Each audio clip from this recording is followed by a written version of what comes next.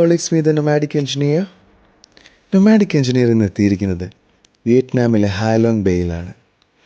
ഈ പ്രദേശം നമുക്കായി ഒരുക്കി വച്ചിരിക്കുന്ന അവർണ്ണനീയമായ പ്രകൃതി സൗന്ദര്യം വർണ്ണിക്കുന്നതിനേക്കാൾ കാണുന്നതല്ലേ നല്ലത്.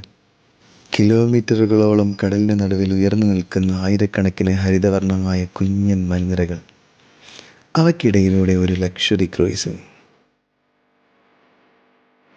വിയറ്റ്നാമിൻ്റെ തലസ്ഥാനമായ ഹാനോയിൽ നിന്നും 4-5 മണിക്കൂർ ബസ്സിൽ സഞ്ചരിച്ച് വേണം ഹാലോങ് ബേ ക്രൂയിസിലേക്കുള്ള ടെർമിനലിലെത്താൻ.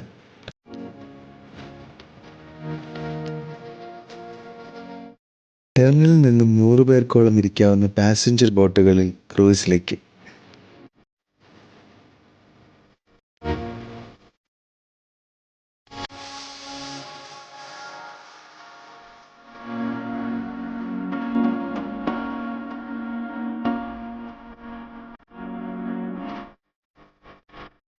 ഹാലോങ് ബേയിൽ കടലിന് നടുവിൽ ആങ്കർ ചെയ്തിരിക്കുന്ന ക്രൂയിസിൽ എത്തിയാൽ പിന്നെ വല്ലപ്പോഴും കണക്റ്റാവുന്ന വൈഫൈ അല്ലാതെ പുറം ലോകവുമായി യാതൊരു ബന്ധവുമില്ല.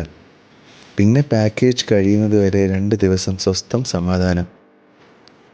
പ്രൈവറ്റ് ബാൽക്കണിയോട് കൂടിയ ഈ ഒഴുകുന്ന കൊട്ടാരത്തിലെ 5 സ്റ്റാർ അമ്യൂണിറ്റീസ് ഞങ്ങൾക്കൊരു വ്യത്യസ്ത അനുഭവം തന്നെയായിരുന്നു സമ്മാനിച്ചത്.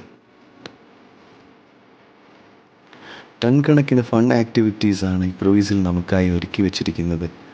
Deep sea diving, kayaking, cave visit, കൂടാതെ നല്ല വിയറ്റ്നാമി ഒതൻറ്റിക് ഫുഡ്സും. ഇതൊക്കെ അറിഞ്ഞ് ആസ്വദിച്ചതിനാൽ നൊമാഡിക് എഞ്ചിനീയർ ഇതൊന്നും വീഡിയോയിൽ പകർത്തിയിട്ടില്ല.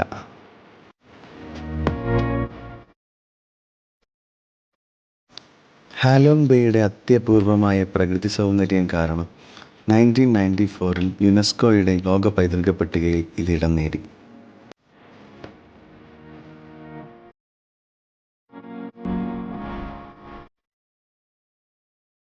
പ്രകൃതിദത്തമായി തങ്ങൾക്ക് കനിഞ്ഞു കിട്ടിയ ഒരു ഭൂപ്രദേശത്തെ വിയറ്റ്നാമികൾ എത്ര മനോഹരമായിട്ടാണ് ഒരു സിസ്റ്റമാറ്റിക് ടൂറിസം ഡെവലപ്പ് ചെയ്തിട്ടുള്ളത്.